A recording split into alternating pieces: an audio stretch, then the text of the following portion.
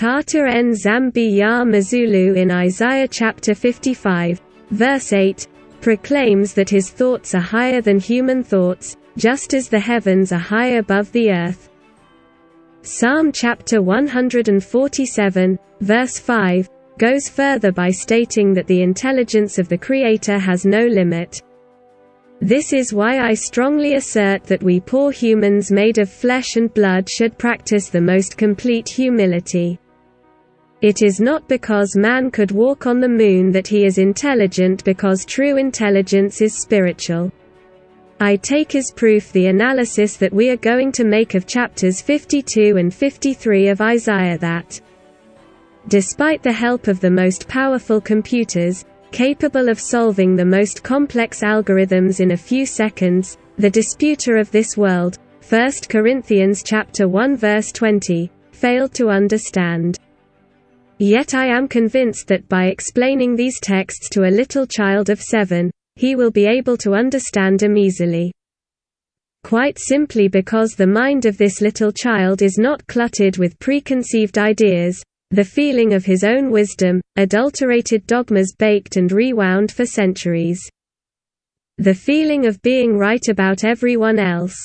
The images I attach to this text are, however, dazzlingly clear. They speak for themselves.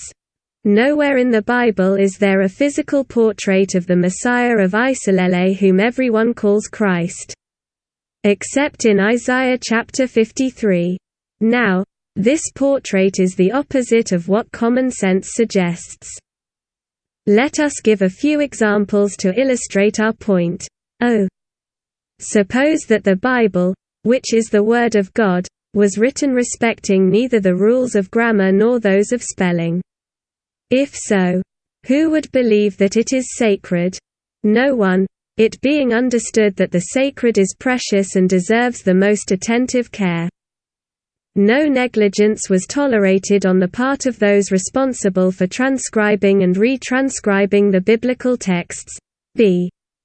Suppose you were to be received by the President of the Republic, the King or the Queen, it doesn't matter, and you showed up casually dressed in torn, dirty, smelly clothes. It is a bet that you would be turned away at the very entrance of the palace. c. Suppose you arrive for the first time in a church and find that the pastor who presides over the service has disheveled, unkempt hair, wears a ring connecting his two nostrils, a shirt wide open over a chest covered with body hair, jeans with holes in the knees and ripped sneakers on the feet. Would you take this pastor and the church he leads seriously? Certainly not. d. Or more simply still, suppose you are at the restaurant, you place your order and you find that the cutlery that the waiter is spreading out on the table has not been washed, nor wiped dry. Would you eat the dish that the waiter is laying out on the table? Of course not. Based on the above comparisons, let's analyze Isaiah chapter 52. Behold, my servant shall prosper. He will ascend. He will rise high. Even as he was a cause for fear to many, so disfigured was his face, so different was his appearance from that of the sons of men. Likewise he will be a joy to many peoples. Before him kings will shut their mouths, for they will see that which was not told to them. They will learn that which they had not heard. No doubt about the identity of this servant of the Lord with an ungrateful face. In fact, before whom will the great of this world, symbolized here by the term king, shut their mouths? Before the Messiah of Israel, of course. In other words, before Christ, the King of Kings. The only problem, and it is significant, is that the portrait of the Messiah with the disfigured face does not correspond at all to the one who is called Jesus of Nazareth. Let us now take Isaiah chapter 53. Who could believe what we have just learned, Yahweh's masterpiece, to whom had he spoken about it? He grew up before him like an offshoot, like a root out of a barren land, without luster or beauty to catch our eye, and his appearance did not seduce us. He was despised, rejected by men, a man of pain marked by suffering, one of those before whom one hides his face. He was nothing and we neglected him. People's Bible Translation, 1998, BDP. This text cannot be separated from that of Isaiah chapter 52 mentioned above. This man without luster or beauty, whose appearance is not made to seduce, despised, rejected, like one of those in front of whom one hides his face, this man neglected by all is indeed the Messiah of Israel. However, the same remark applies here. This portrait does not correspond at all to Jesus of Nazareth, the Lion of Judah. As proof of this, no artist has portrayed Christ with the ungrateful features described by these two passages. And they are right. How could the only human being born of the junction of the heavens and the earth and whose mother, of perfect beauty, was covered by the shadow of the Most High, not himself be of impeccable beauty? So was Jesus of Nazareth. Indeed, if the Lamb of God of 2,000 years ago had been disfigured, unattractive, without beauty, he would have been like this neglected Bible full of spelling mistakes, this tramp showing up at the presidential palace, this disheveled pastor, these dirty cutlery, inadmissible. Christ was the atoning victim for the sins not of one people but of all the peoples of the world. The condition for a sacrifice to be accepted by the Most High is understandable even for a child of 7. Speak unto Aaron and to his sons, and to all the children of Israel, and say unto them, every man of the house of Israel, or of the strangers in Israel, that shall offer a burnt offering unto the Lord, whether for the fulfillment of a vow, either as a voluntary offering, shall take a male without blemish among oxen, lambs, or goats, that his victim may be accepted. You shall not offer any that is faulty, for it would not be approved. If a man offers herds or flocks to the Lord as a sacrifice of peace offerings, either for a vow or as a voluntary offering, the victim shall be without blemish, that he may be accepted. There will be no blemish in it. We will now, in light of the law of Leviticus above, ask our 7-year-old, is the person described in Isaiah chapter 52 and 53 without blemish? Nope, sir, there is something wrong with him. Which one, my little one? The gentleman, he's disfigured, he's not pretty, he must be sick, sir. If we offered you a toy or a doll in his image, would you be happy? Certainly not, sir. I would choose another gift, more beautiful. So my question to you is, why would the Most High, the Almighty Creator, the Master of the universe, accept an offering that a 7-year-old boy, or girl, would refuse to receive? The two reference texts of Isaiah chapters 52 and 53 constitute a puzzle because if these texts do not allude to Jesus of Nazareth, who then is this mysterious character? The answer is very simple. It is indeed the same Christ but at a different time and context. 3 clues lead us to this conclusion. The Messiah is described as disfigured. And don't tell me he was disfigured during the ordeal of the cross. For the prophet Isaiah insists that his appearance differed from that of the sons of men. Deduction. This is not the result of a one-off incident, in this case the crown of thorns on his head as Christian tradition dictates, but his natural appearance. This explains the lack of beauty underlined by Isaiah in his chapter 53. B. The Messiah was born during a time of drought, in an arid region thirsty for water. The first verse of chapter 53 is quite clear on this point. He grew up before him like an offspring, like a root coming out of a dry land, now 2,000 years ago.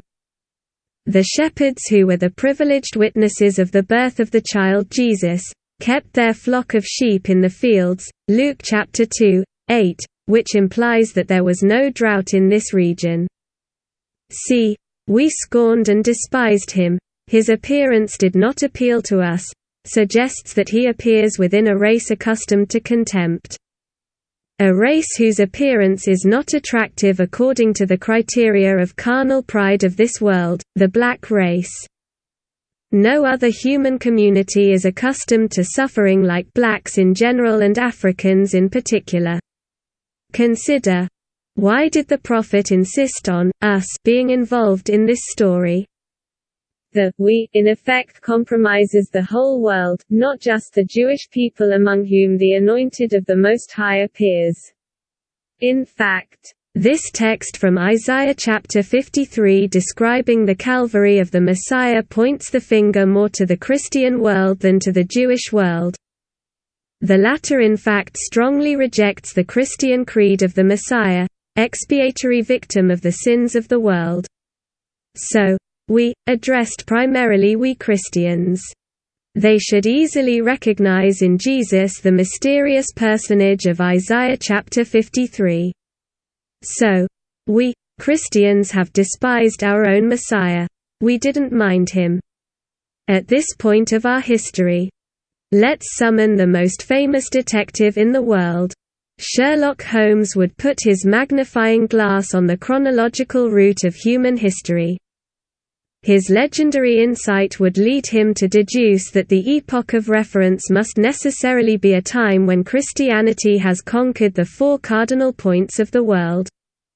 Sherlock would then put his magnifying glass on a specific verse of the Bible. This is a verse from the Gospel of Matthew. Here it is. This good news of the kingdom will be preached throughout the world as a testimony to all nations.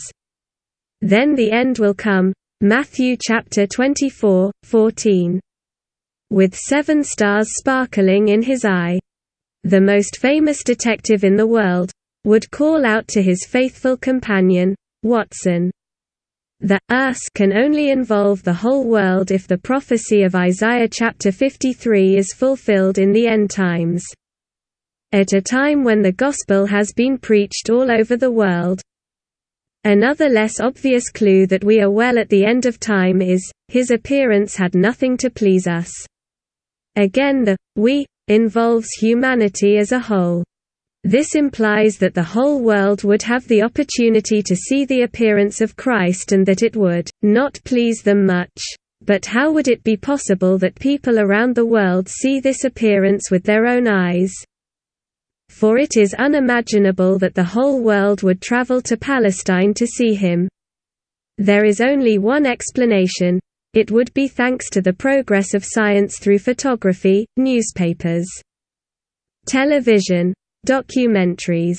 The latter would allow us to see the appearance of someone even if he is thousands of kilometers far from us. So in these days of triumphant technology, Christ came back incognito. He went all the more unnoticed as he wore like a mask a face completely different from that of 2,000 years ago. Who was full of grace and beauty.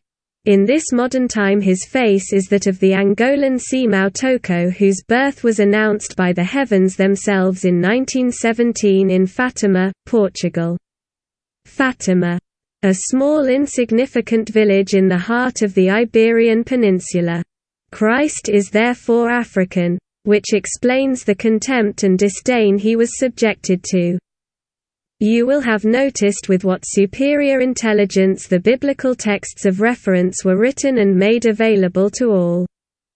You will have noticed that indeed they constitute a puzzle because we know from experience that despite the explanations provided here, few will believe Christ, a black, an African. Impossible. And this Christ would be a certain Simão Toko, a prophet unknown to the whole world? Impossible. This perfectly understandable difficulty in believing meets the first sentence of Isaiah chapter 53. Who can believe what we have just taught you, Tartarinzambi's masterpiece? To whom had he spoken about it? He had spoken about it to the popes at the Vatican, urging them to publish this news urbi orbi in 1960. But what did Pope John chapter 23 and his successors do? except Pope John Paul I, who died prematurely. They have deliberately decided to trap themselves in lies which, in the more or less near future, will point them out in the face of the world as antichrists. See Mao Toko. The hidden Messiah is stated by the Bible. He made a sharp sword out of my mouth, and kept me in the shadow of his hand. He made me a sharp arrow which he kept hidden in his quiver. Isaiah chapter 49, 2. A sharp arrow that the Most High held hidden in his quiver. This is what Mao Toko is, the deliverer of the scattered from Zion, his beloved diaspora. The tsunami is on, and no force in the world can stop it. Ingeta. Pastor Melo.